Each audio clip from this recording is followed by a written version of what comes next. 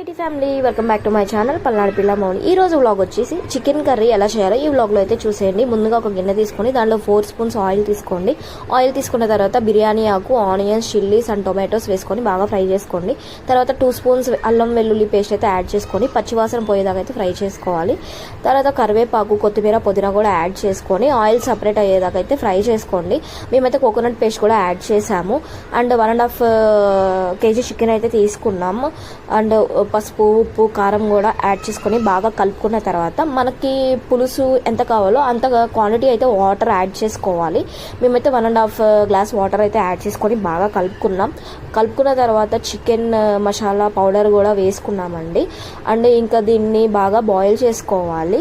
ఇంకా మనం దించేస్తామనగా కర్రీ ఒక 5 minutes ముందు కొత్తిమీర కూడా యాడ్ చేసుకొని బాగా కలుపుకోవాలి. టేస్ట్ అయితే చాలా బాగుందండి. సో ఇది village style chicken curry flavour అయితే వచ్చింది.